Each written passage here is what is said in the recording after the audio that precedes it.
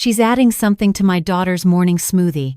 I can see her from the hallway, her back to me, the kitchen counter blocking my view of her hands.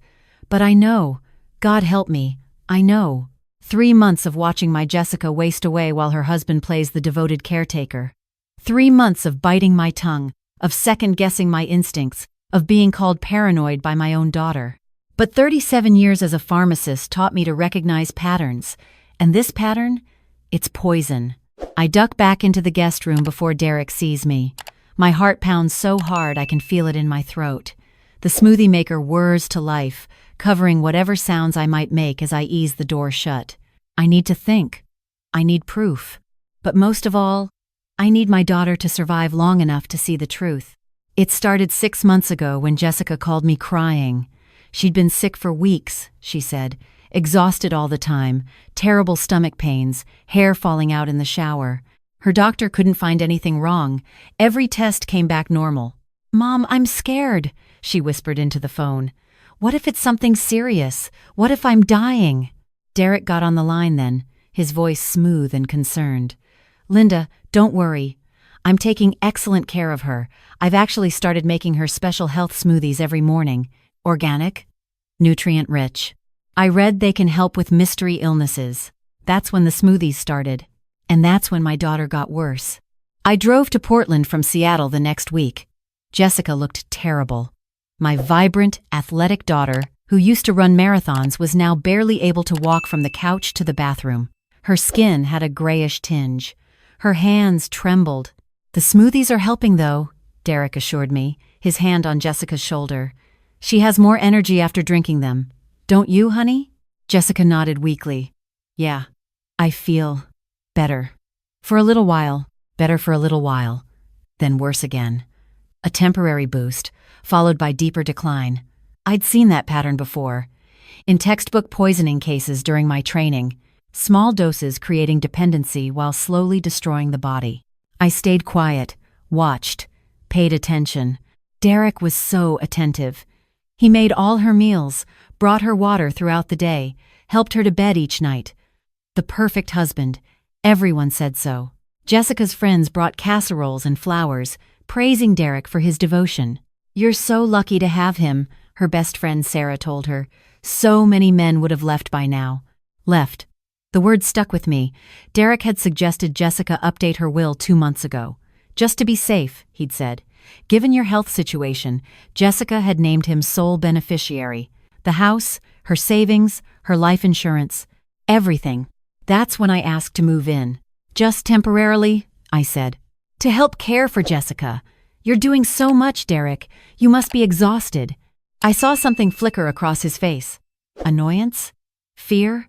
It was gone in an instant, replaced by that concerned smile. "Linda, that's so generous. But we couldn't impose. It's not an imposition. She's my daughter." Jessica wanted me there. I could see it in her eyes, even as Derek tried to politely refuse.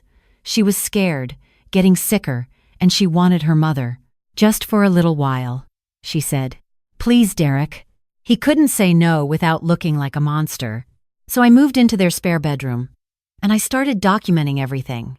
The symptoms matched classic arsenic poisoning: the gastric distress, the peripheral neuropathy in her hands, the hair loss, the skin changes. I'd studied these cases in pharmaceutical toxicology, but I needed to be sure. I collected a sample of Jessica's hair from her brush. Not much, just a few strands. I sent them to a private lab I found online, paid with a credit card Derek couldn't trace. I said I was ordering books on Amazon. He never checked. The results came back in 10 days. Arsenic levels 4 times the safe threshold. My daughter was being murdered, slowly, methodically, by her husband. I sat in my room, staring at the lab report, my hands shaking.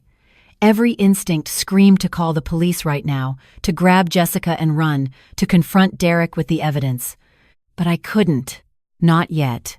Because I'd tried to warn Jessica 3 weeks earlier, before I had the lab results. I'd mentioned, casually, that her symptoms reminded me of poisoning cases I'd studied. She'd laughed. Actually laughed. "Mom, you're being paranoid. Derek loves me. He's the only one keeping me alive right now."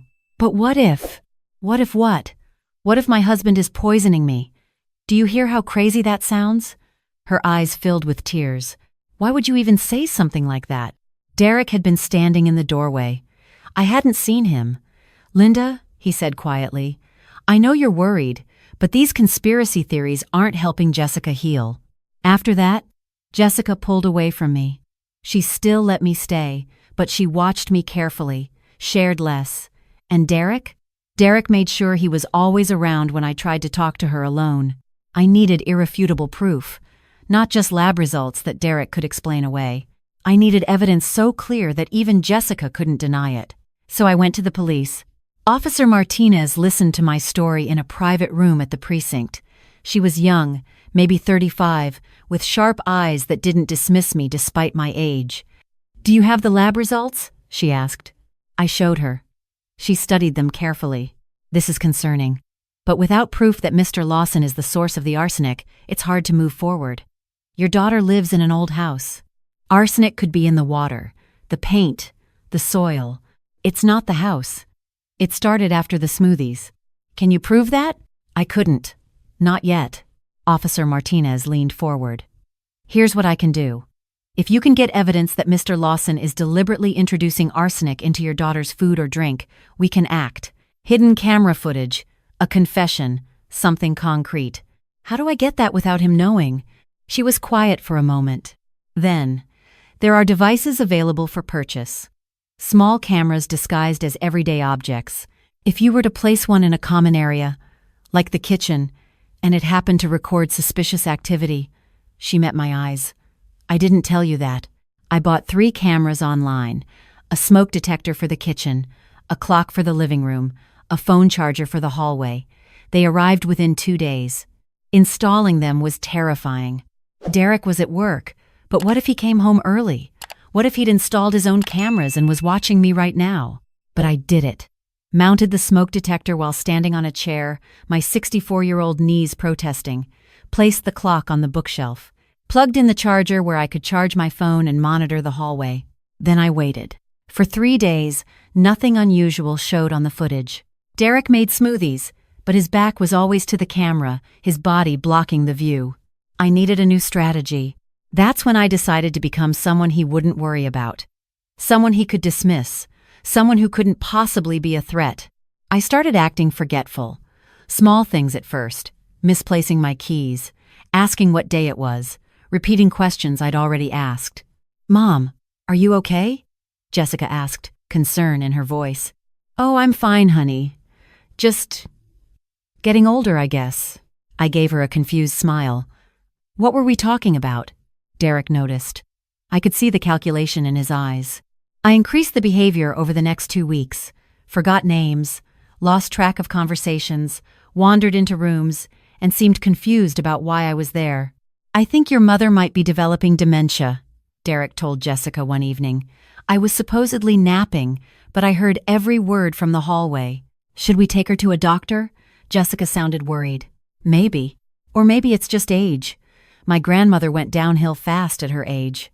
64 isn't that old, I wanted to scream. But I stayed silent, shuffled back to my room like a confused old woman. The act worked. Derek became less guarded around me, started talking more freely, stopped watching his back when I was in the room. 2 days later, I caught it on camera.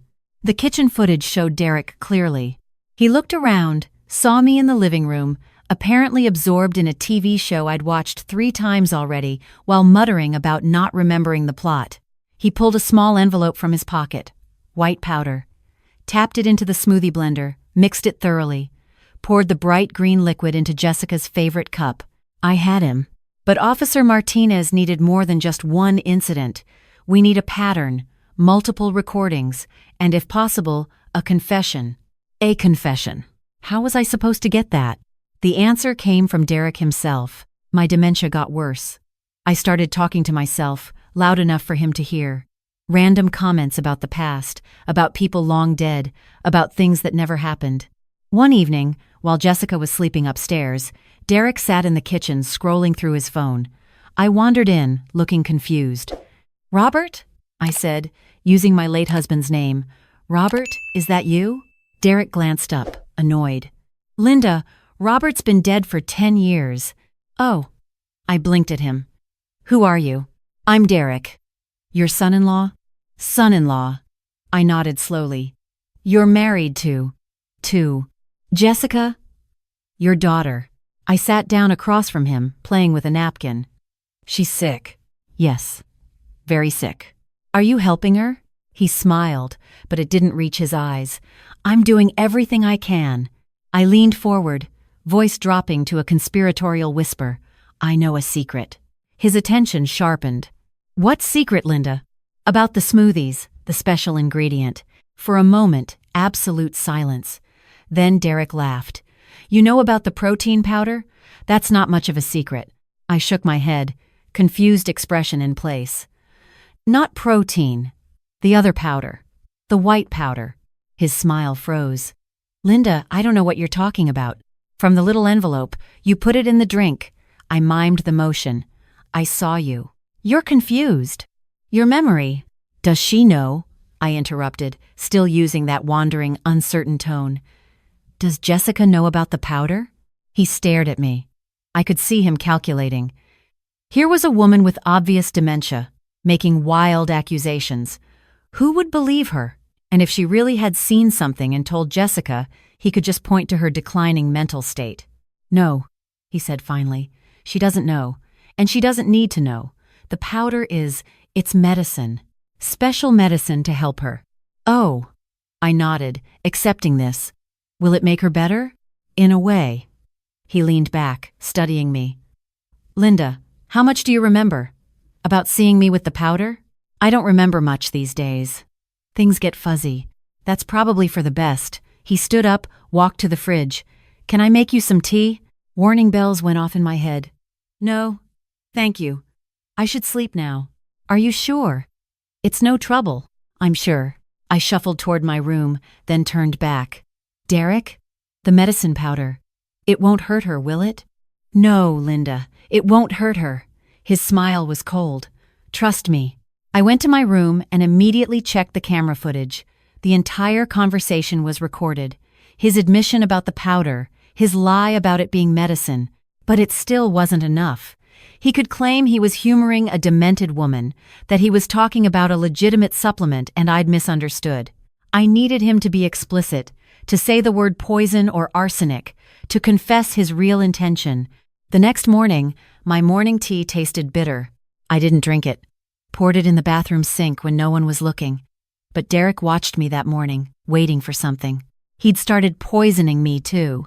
It made horrible sense. A confused old woman with dementia who maybe saw something, maybe knew something. How convenient if she declined rapidly and passed away. Natural causes. Age-related deterioration. I had to move fast. That afternoon, Derek got a phone call. His voice carried from the kitchen where he thought I couldn't hear. Mom, calm down. I told you. It's taking time. She's weaker, but the old lady is a problem. No, I can't just speed it up. Small doses, that's what you said. The will is airtight, I made sure. Once she's gone, we split everything 50-50 like we planned. His mother. They were in this together. I recorded everything. The camera in the kitchen catching his half of the conversation. He paced, frustrated. I know you need the money. The gambling debts aren't going anywhere. But if I rush this, people will get suspicious. The pharmacist? She's losing it. I started giving her doses too. Just to be safe. Yeah, she'll probably go first. Old heart, you know. Then Jessica, then we're home free. Evidence. Motive. Conspiracy to commit murder. I went to Officer Martinez that evening, claiming I needed to grocery shop. Showed her everything. The recordings. The pattern. Derek's confession to his mother. We can arrest him tonight, she said. But Linda, we'll need your daughter's cooperation. Medical examination, testimony. She's going to have to face some hard truths. I know, and there's a risk. If Derek suspects anything before we move, I understand. We set it up for the next evening. Jessica had a doctor's appointment in the afternoon. Real one this time, that Derek didn't know about, arranged by the police. They'd examine her, document the arsenic poisoning, get her medical testimony. Meanwhile, I'd stay home with Derek. Wearing a wire, Officer Martinez would be parked down the street, listening, waiting. "If things go bad, say the code word," she instructed. "Say Robert, we'll come in immediately." The day felt endless. Derek made his usual smoothie for Jessica in the morning. I watched him add the white powder, knowing it would be the last time. Jessica drank it, wincing at the taste she'd grown accustomed to. Then Derek drove her to what she thought was a routine checkup. He came back alone 2 hours later. I was in the living room, pretending to doze. "Linda?" He shook my shoulder gently. "Did Jessica call you?" "Jessica?" I blinked at him. "Who's Jessica?" He sighed, exasperated. "Your daughter." "I have a daughter?" "Yes." "She was supposed to call after her appointment." "But she hasn't." "She wouldn't. She was at the police station, learning the truth, seeing the medical evidence, watching the recordings of her husband poisoning her." I wondered how she was handling it, if she believed it yet, if she hated me for not telling her sooner. "I'm worried," Derek said, pulling out his phone. "I'm going to try calling her again." She wouldn't answer. That was part of the plan. He tried 3 times. Each call went to voicemail.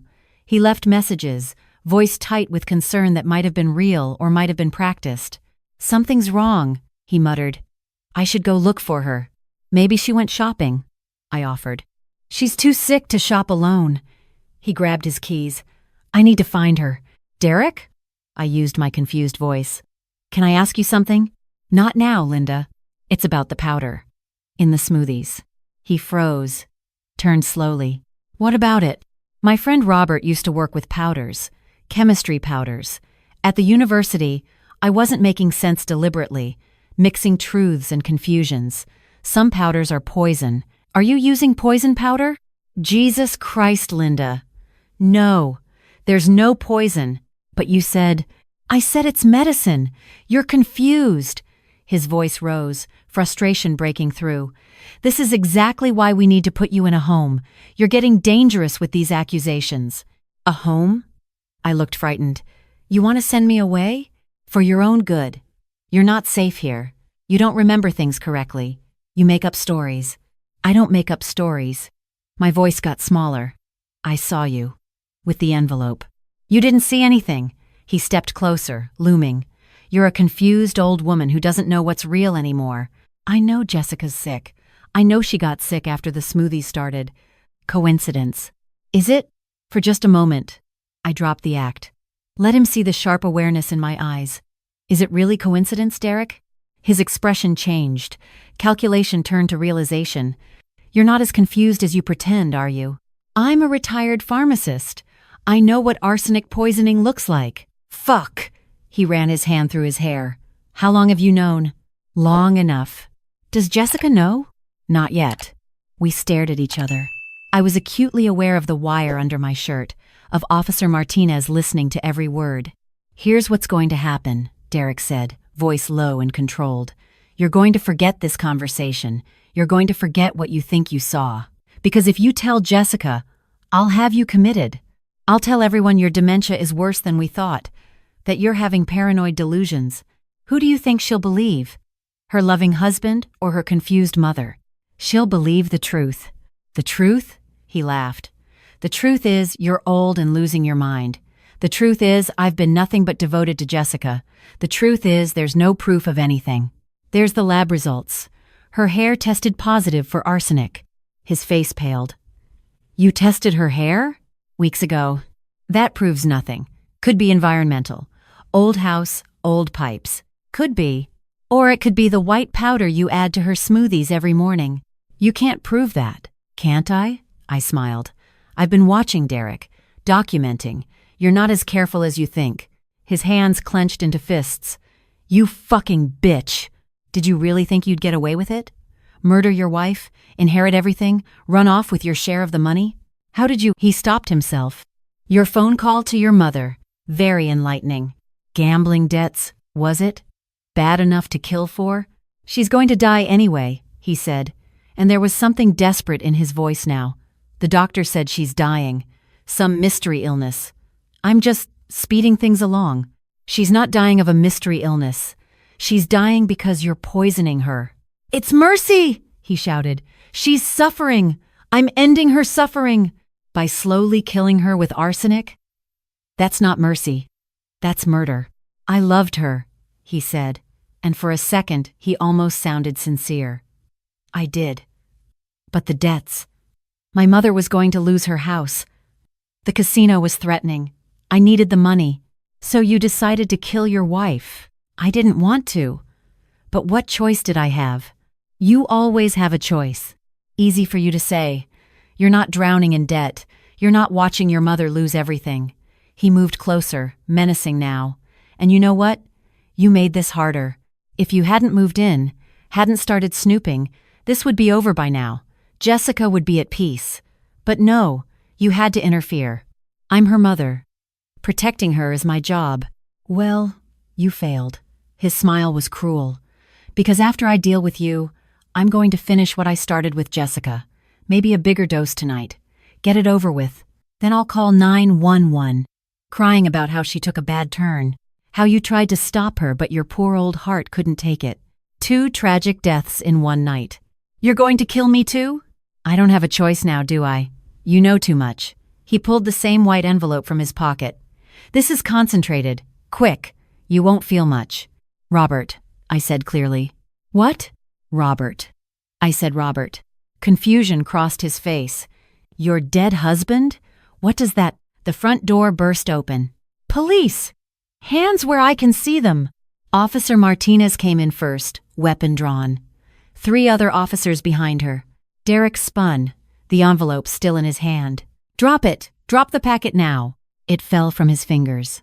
White powder scattered across the hardwood floor. Derek Lawson, you're under arrest for attempted murder, conspiracy to commit murder, and assault with a deadly weapon. They cuffed him while he stammered protests.